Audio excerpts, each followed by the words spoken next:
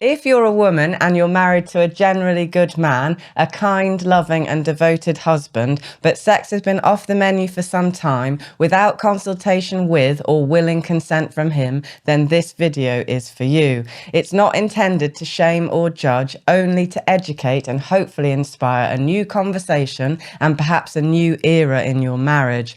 There are obviously very good reasons why sex might have to take a back seat in certain situations, but over the long term, there are, of course, consequences which I believe many good women and otherwise loving wives simply aren't aware of. So this is a very short crash course about the physical and emotional effects a sexless marriage has on men, and it's a plea for compassion and a call to action to the wives they're married to, because a deeply fulfilled and healthy man is a truly tremendous thing and a great source of strength in the world. Hi, I'm Laura and I'm a counsellor in the UK. If you're new to the channel, welcome, it's lovely to have you. Here are the 10 most common effects a low sex or sexless marriage can have on men. If your husband is exhibiting any of these symptoms, then please consider starting a sex-positive conversation with him. Number 1, loneliness and isolation. Without the intimate connection and bonding that sex facilitates, a man in a sexless marriage will eventually experience significant feelings of isolation and loneliness. For most men, sex is a key component of emotional intimacy, and its absence can create a sense of almost total disconnection between him and his wife. Number 2, low self-esteem and confidence. For most men, the primary way in which they feel loved, appreciated, and accepted is through sexual connection.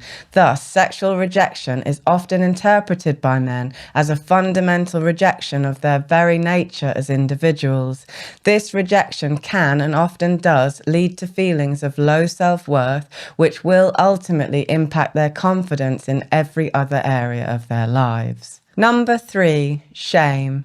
If a man's natural and normal need for sexual connection is dismissed, ignored, minimized, or ridiculed, it can cause deep feelings of personal shame. He might begin to believe that a core part of what makes him the man he is somehow depraved, childish, unacceptable, and therefore that he himself is fundamentally unlovable. Number 4, reduced trust and respect. It's hard for men to reconcile loving words or marital vows with an absence of what they consider loving actions, and thus men in sexless marriages often lose faith in their marriage and trust in their wives. As a result, they may begin to seriously question whether their wives love or value them at all. Once his trust in her begins to diminish, so too will his respect for her begin to decline. Number 5, resentment and irritability. When a man feels deprived of sexual intimacy by the only person he can be sexually intimate with, he will begin to feel trapped and frustrated. Over time, this frustration can lead to anger and resentment towards his wife, and his general demeanor might deteriorate into an almost perpetual state of irritability and listlessness. Number 6, mental health problems. Many studies have shown that the development of depression and anxiety are common in men who have been in sexually unsatisfying marriages for an extended period. These problems obviously contribute to much lower marital satisfaction, which inevitably further compounds any existing depression or anxiety. Number 7, physical health problems. A lack of sexual activity in marriage has been linked to a multitude of physical health problems, particularly in older men. These include digestion problems, increased risk of cancer, coronary heart disease, stroke, lower self-rated health, and a weakened immune system. The perpetual stress, frustration, and feelings of isolation that a sexless marriage inflicts on a man has significant and measurable effects on his long-term physical health outcomes. Number 8, learned helplessness. If a man starts to believe he has no control over his circumstances and no ability to escape his situation, then he may enter a depressive psychological state known as learned helplessness.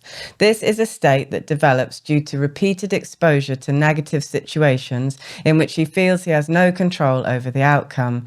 Eventually, he'll stop trying to change the situation even when opportunities for change become apparent. It's a state of complete hopelessness and defeat, which can trigger a cascade of further psychological disturbances, such as a lack of motivation, passivity, negativity, and reduced capacity to face challenges. Number 9, emotional withdrawal and dissociation.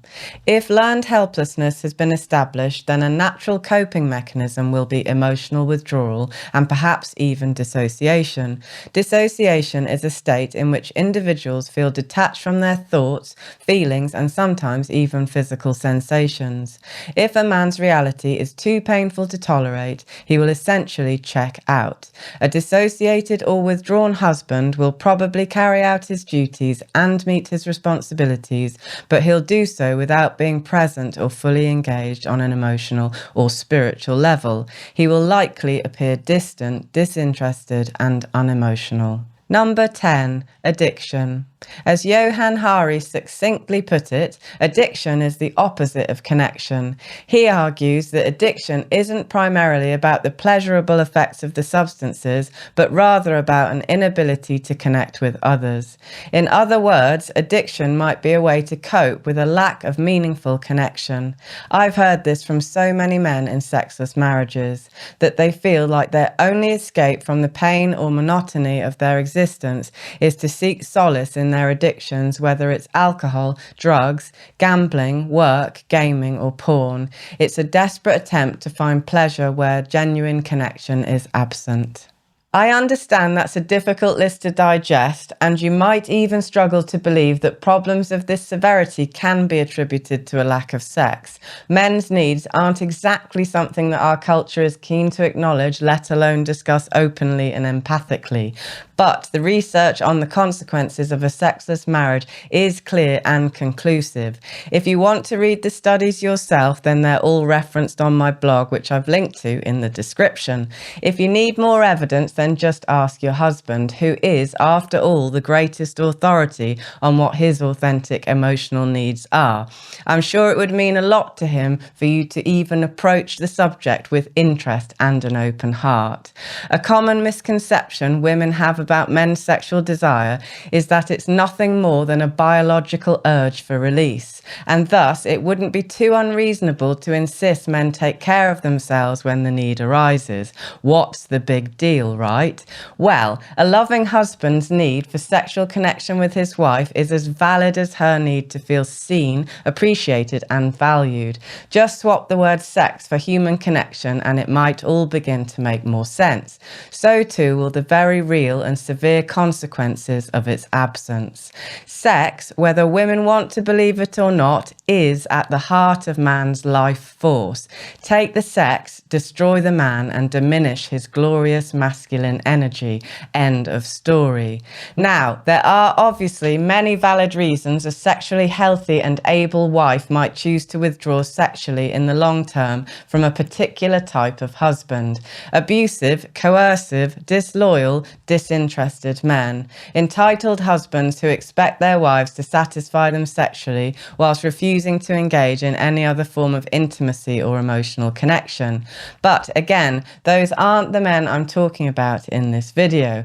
I'm talking about the good men whose wives have simply decided over time that sex was no longer going to be a feature in their marriage, not due to any extenuating physical or emotional circumstances, just because they no longer feel spontaneous desire like they used to.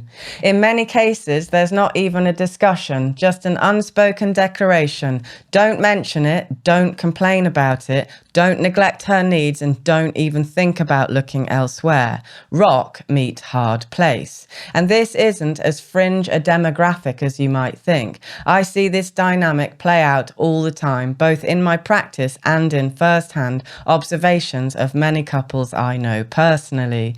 Good, honest, devoted husbands, attentive fathers, hard-working, sensitive, and generous men who are abandoned on the sidelines of their marriages to quite literally wither and die over decades of misery, frustration, and despair.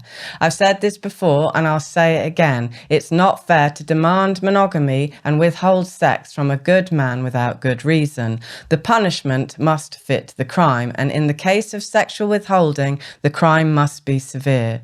No healthy man would sign up for a marriage if he thought at some point it would mean no sex, or for that matter, sporadic or apathetic sex with a side helping of resentment. Monogamy, after all, means sex with one, not sex with none. Furthermore, it means engaged, loving, tender, and enjoyable sex with that chosen one, and that means for the duration of the relationship.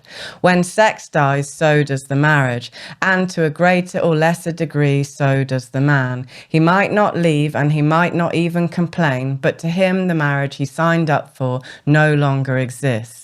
The potentially endlessly hard-working, loving, attentive and generous man turns off, zones out and gives up. Over time, a wall is built between these couples. He adds a brick every time she says no. She adds a couple more when the date nights become less frequent, and then 5 more because he's irritable. He adds an entire row because now it's been 6 months. Eventually, they can't even see each other anymore. A co-created hellscape of misery, disconnect, and mistrust has been erected. It's up to both of you to dismantle this wall, of course, but when a wife takes the initiative to resurrect the sexual connection in her marriage, in whatever new form this takes, she can kick an enormous section down, literally overnight. And you can bet he'll be just as keen to dismantle the rest once he's reassured that the woman he married is back in his life. I know that's easier said than done, especially if you haven't had any sexual contact in a long time.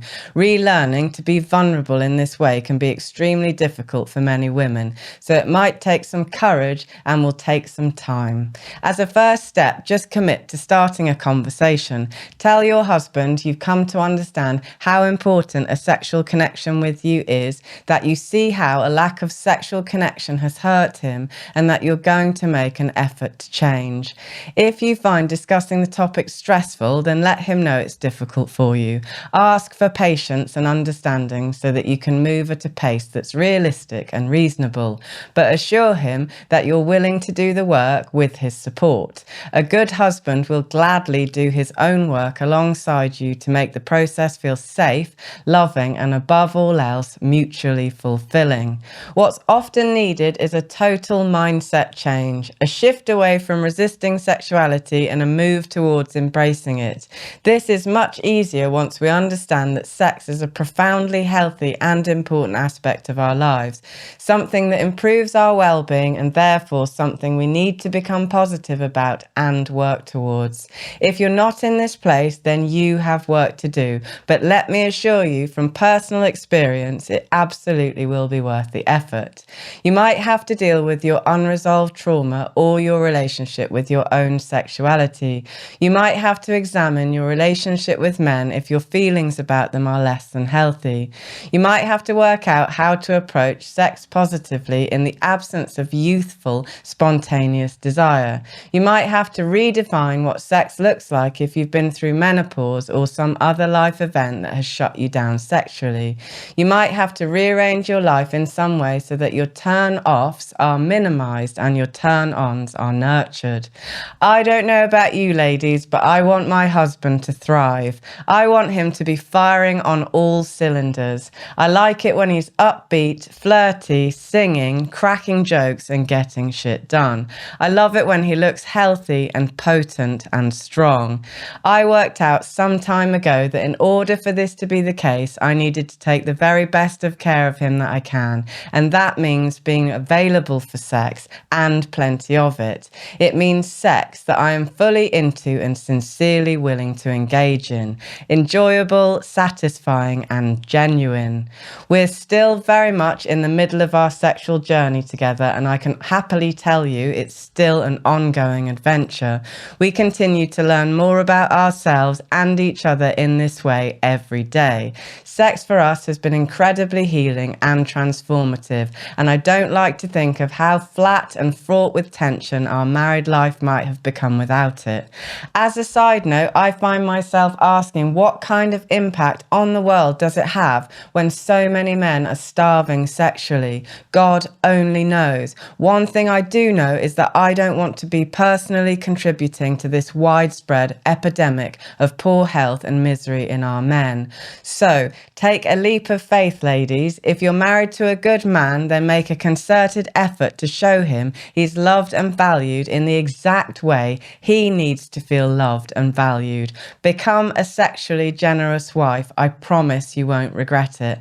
There'll be more emotional connection, more playfulness, more dates, more laughter, more health, and much, much less conflict and frustration for either of you in no time. If you enjoyed this video, and I hope that you did, then you might also enjoy this one where I discuss how to increase female libido. Please leave a comment to let me know what you think, and consider subscribing if you enjoy these kinds of conversations. Thanks for watching. I'll see you in a couple of weeks. In the meantime, to yourself and to others, tell the truth.